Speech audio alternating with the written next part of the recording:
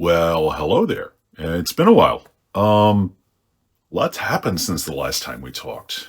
Um, so in the year or so following my last video, I think I had 9 or 10 additional life-saving surgeries on my butt. I kind of lost count, to be honest with you. Although one of them technically doesn't count as a surgery. It was a cauterization of an open wound in my butt with no anesthesia, just purely to keep me from bleeding to death on the way to my daughter's wedding. Um, oh, my daughter got married. That's huge. Let's see. What else? What else? What else has happened? I started a new podcast with my friend and mentor, Brent Butterworth. You guys know him as the songwriter behind the opening credits music. But he's an industry legend, audio industry legend.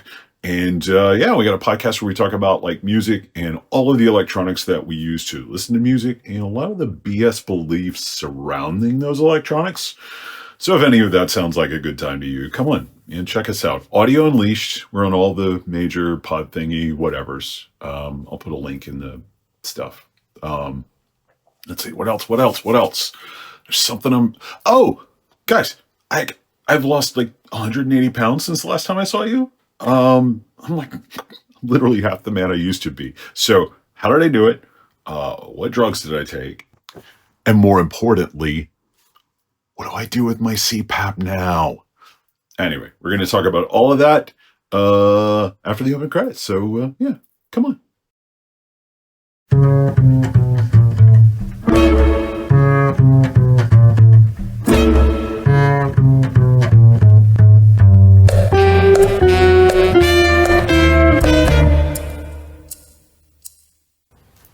Okay, so let's talk timelines a little bit.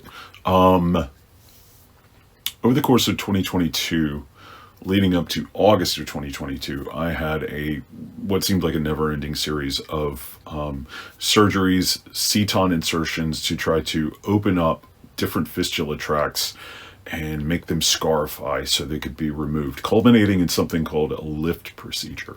That's ligation of intersphincteric fistula tract. Do not look that surgery up. It's brutal. Like, just a human body should not go through that kind of trauma. But it was the end of a journey for me. It was finally some hope that my butt trying to kill me was coming to an end. I mean, it's funny. I did a whole video earlier in this series about how did CPAP, make my butt stop trying to kill me? No, apparently. But anyway, so I was told that the lift procedure had a recovery time of 14 to 18 months. Now that is until you're not going to heal any more than you're healed. That doesn't mean 14 to 18 months of being bedridden. And in fact, within about 5 months of the surgery, I could sit for 20, 30 minutes at a time on a very, very thick memory cushion. It was enough to where I could sit down, enjoy a quick Christmas meal with my family, and then either go back to standing or lying down. Fast forward to about the 8-month mark, and I started to feel like I could get physically active again. This kind of surprises people, especially if they see like my old body. They're like, couch potato, obviously. But no, I've always been a really active guy. Like, even when I was really big, I walked 3.5, 4 miles a day, and I don't really think I ate that much. I mean, don't get me wrong, I like some food, but I wasn't pigging out. But anyway, I tried to get back to walking and forget 3.5, 4 miles. I couldn't walk 1/10 of a mile. I couldn't walk 1/4 of a mile without becoming just utterly exhausted. Talked to my doctor. She did some blood work. My vitamin B12 levels were just in the dumpster, literally the lowest she's ever seen. Like 92 whatevers per whatever or something. It's really low. So I started getting B12 injections, and that helped my energy levels. I was able to move more. I was able to get back up to walking 1.5 miles, 2 miles, 2.5 miles, 3 miles. And then sometime around June or July of 2023, I started swimming every day. I love swimming. I've always loved swimming, but it's something you can do in the winter or the summer. You've got an indoor pool, for the winter part. And yeah, I was able to keep active and finally get back up to, regular fitness.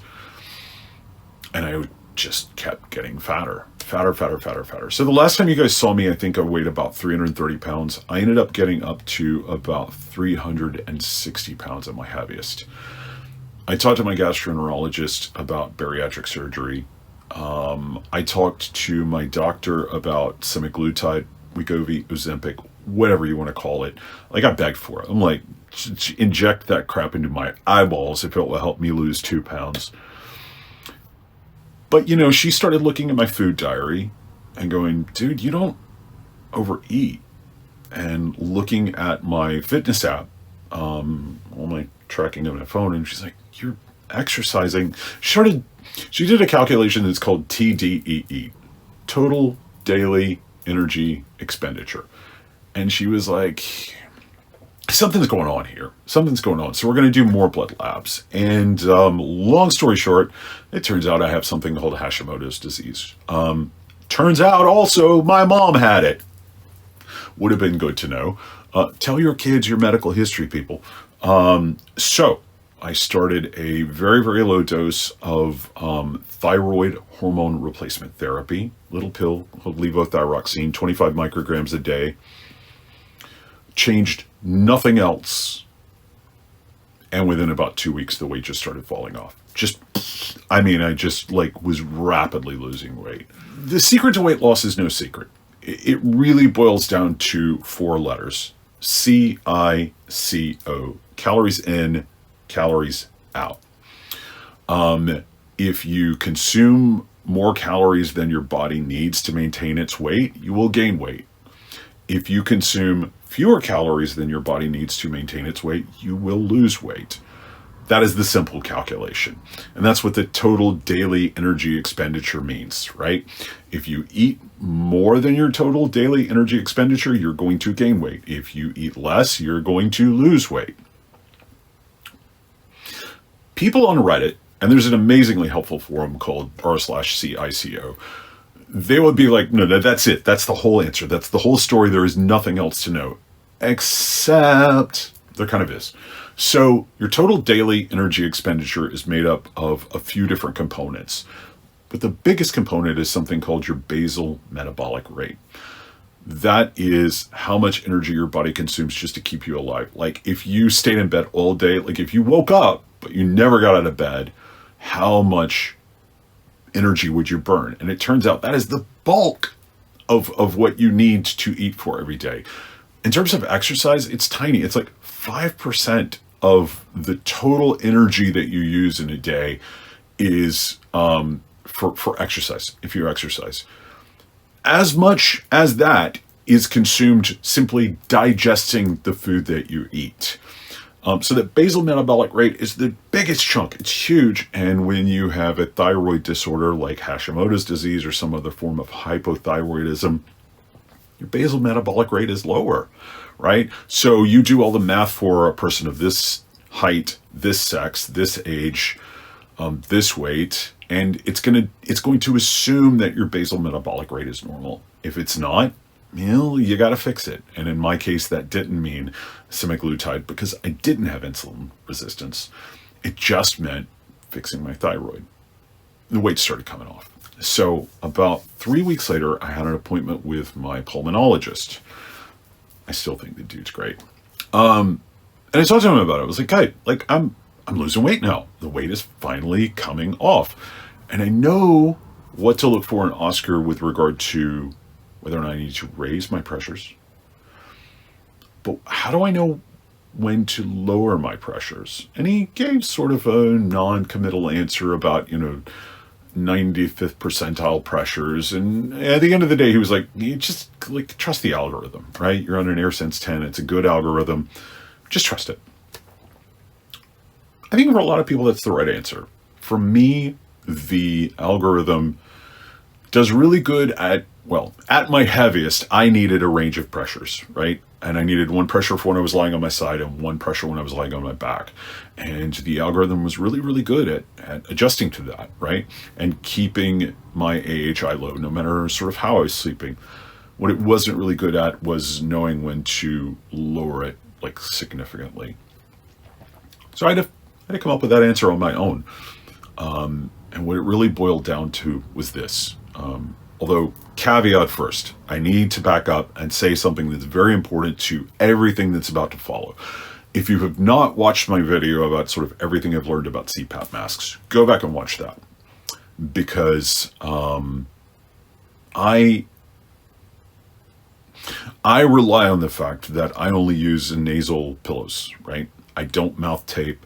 I don't use a full face mask. That infuriates a lot of guys with beards or bigger guys who want me to cut my beard. It makes people mad that I only use nasal pillows, and I don't understand why, but people will get mad about anything, especially when CPAP is involved. But anyway, I use a technique called mewing, where I've trained my tongue to stay in the roof of my mouth, right? And as a result of that, I don't have to shave my beard. Sorry, dudes, I don't have to. I just have to use mewing, keep my tongue tucked in my mouth, and nasal pillows work great. Except when my pressures are too high, right? And that started happening as I was losing weight.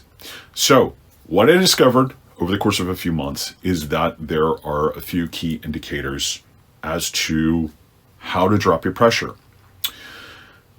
What I realized is that if I was experiencing aerophagia, which is when you swallow air, like the higher air pressure from your CPAP is getting down into your gut, right? Not just into your lungs. You wake up with the burps, you wake up with the toots, you wake up with a sort of gassy, bloated feeling. If that was the case, my minimum pressure needed to come down. Now, what about my upper pressure? Simple as mouth leaks. If I was getting mouth pops, right?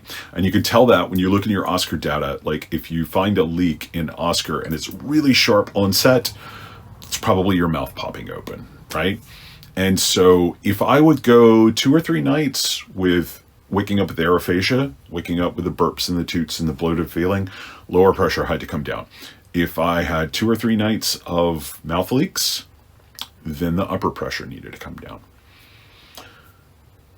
Over time, it turned out I did not need a pressure range anymore. At some point, I reached just a static pressure. And in fact, these days, and I'm sorry to disappoint you guys, but I'm still on CPAP. I weigh 180 pounds. I am technically well under the threshold of even being overweight. I'm a healthy weight, and I still need a pressure of about 5.8, but that's 5.8 static, no minimum, no maximum. Couple of interesting observations. There is definitely a correlation between my weight and my CPAP pressures, which you can see here. I've graphed everything. I've graphed my weight over the past 2-something years. I've graphed my CPAP pressures, and you can see the less I weigh, the lower my pressures are. But you'll notice a couple of things. Like this point right here is where I crossed the threshold from being obese into merely being overweight. You can see that doesn't really correlate with any sort of big jump in pressures. In fact, the big jump that you see pretty close to there was just me figuring out, oh crap, I don't need a large mask frame anymore. And I went to a medium, and all of a sudden that fixed a lot of stuff. And I didn't need the pressures anymore because I wasn't getting the leaks. The leaks that I was experiencing during that point in time were not like those sudden mouth leaks. It was just a weird sort of persistent leak. Yeah, it turns out my mask was way too big. So your head definitely changes as you lose weight. Anyway, this point right here is where I crossed the threshold from overweight into a healthy weight. That's about 194 pounds for me. So that's like 15 pounds ago. And you can see pressures have changed a little since then, but not much, right? So I am well under the threshold of being a healthy weight, and I still need CPAP. Oh God, I can just see the comments already. There are going to be angry dudes like, just get surgery, man. Just get surgery. Right? You don't need CPAP, man. Just get surgery. Look, CPAP works for me. And I need it. I need something, right? If I try to go completely without CPAP or anything like that, I'm going to snore. I'm going to have apnea. I'm going to wake up feeling like crap. Not as bad as I would have when I was really, really heavy, but still, if it works for me and I'm okay with it, I'm fine with the CPAP. What I'm not okay with is surgery. I've been cut on too much, right? I have nightmares every night of my life about being cut. I don't want to do it anymore. So if you had, if you lost a ton of weight and you got off CPAP completely, dude, that is awesome. I'm so happy for you. if you lost a ton of weight and your AHI was low enough that now you could have the surgery and you didn't need CPAP anymore, that's great. Leave a comment and say like, hey, what worked for me was the surgery. Don't tell me what's going to work for me. Okay. If I seem a little defensive about this, it's because I'm filming this on the eve of a consultation with a heart surgeon. It appears that years of untreated sleep apnea wrecked my heart. I'm sure years of being morbidly obese didn't help either, but it seems like the biggest thing was not having my sleep apnea treated for so long. And I'll be honest with you, I am not entirely sure I want to get this surgery if the surgeon recommends it. Technically, this is a third opinion. My doctor wants me to get the surgery. My cardiologist wants me to get the surgery. Now I'm going to a heart surgeon.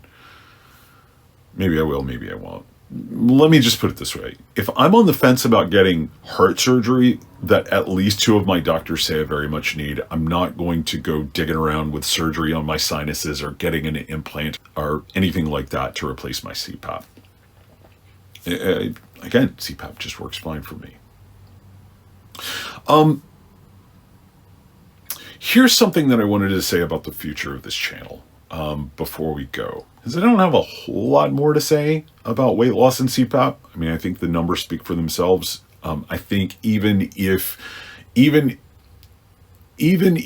you watch this video and you go, crap, well, what's the point in losing weight if I'm not going to get off CPAP? Lose the weight anyway if you can. Figure out what's wrong with you. Figure out why you can't lose the weight. Even if it's just like you didn't know about CICO, even if you didn't know about apps like MyNet Diary. Look, you don't need things like Noom. You don't need all of this crazy expensive stuff. Capitalism is a system of exploitation. People who are looking to get rich off of you want to convince you that you can't do this yourself, right? If you don't have something medically wrong with you, you could get an app like MyNet Diary, track your calories, go use a TDEE calculator, figure out how many calories you actually need. And if you're eating fewer calories than that, you're going to lose weight, right? Don't let anybody tell you otherwise. But if that's not working, something might be medically wrong. Go figure that out. Anyway, lose the weight if you can. But what about the future of this channel? It's been a long time since I made videos. I actually sat down to make a video when I lost 50 pounds. I sat down to make a video when I lost 100 pounds. I sat down to make a video when I lost 150 pounds. It took me to the losing 180 pounds point, which I passed months ago, to make me do it. But there's been a bit of a struggle for me. When I first started CPAP, I struggled. And what made it work, what made me able to make it work, was videos by the Lanky Lefty 27. Jason is amazing. He is an incredible resource. But here's the thing. I looked at him and I saw this skinny dude and I thought, I can't see myself in you. I don't know, despite all of your knowledge about CPAP, I don't know if you experience it the same way I do. And so I started this channel partly out of anger at Phillips, partly just because I wanted to see someone who looked like me making videos about their CPAP journey. I don't look like that anymore. And so here I am yet, another skinny dude telling you about CPAP, right? I've noticed something over the past few months, though. I go to the YMCA every day to swim, like I said, and I see a lot of very, very fit guys who will find out that I'm on CPAP, and they're, oh, me too. You're on CPAP. I'm on CPAP too. And you look at us, and we don't look like CPAP candidates. They used to be heavy. Now they're not. And so in a sense, maybe I'm, holding space here for people who have lost a lot of weight and still need CPAP, because there are quite a few of us. I mean, anecdotally speaking, there are quite a few of us. So, with all of that said, if you're watching this channel and you're watching all of the other CPAP content on YouTube and you don't feel represented, you don't see people who look like you, go start your own channel. Tell your own story. There are going to be people who can relate to you and they're going to relate to you more because they can see themselves in you. So anyway, I'm not making this YouTube channel anymore because I feel like larger bodied people need representation in the CPAP space, at least online. I'm making it now as much to say, even if you look like this, you might still need CPAP. And if you don't get it treated, you could end up in the circumstance I'm in now, where you might need heart surgery. And you've got so much trauma related to surgery that you're seriously considering not getting it. I don't want anybody to be in that position. If you need CPAP, I want you to get it. If people make fun of the way you snore, I want you to go get a sleep study. If people tell you it's terrifying when you snore, but it's more terrifying when you quit, and again, people told me that back when I looked like this, right? When I looked kind of like I look now. Like I knew then something wasn't right, but I'm a stubborn dude and I didn't get it checked out. But listen to the people in your life. If they're telling you your snoring is a problem, go get a sleep study so that you don't wreck your heart, so that you don't wreck your health, so that you can be healthy. And yeah, I think that's really all I've got to say. Except, look, over the past 2 years, I've learned a lot about weight loss. Again, I said it's simple, CICO, calories in, calories out. I don't have anything to add to that beyond commentary, but what I do have are the tips and tricks that I've learned to make that work. I don't know. Do you guys want a video all about everything I've learned about losing weight? Do you want my tips and tricks for how to stay under calorie targets, or to, honestly, there have been weird times where I've struggled to reach my calorie goals, where I needed to eat a certain number of calories and I got to the end of the day and I'm like 500 calories short. Like, it's a thing. I'm sorry, it's a thing. But if you guys want to know my tips and tricks, how I lost the weight, how I've kept it off, let me know. I'm open to making that video. I mean, it kind of changes what this channel's about, but I can do one.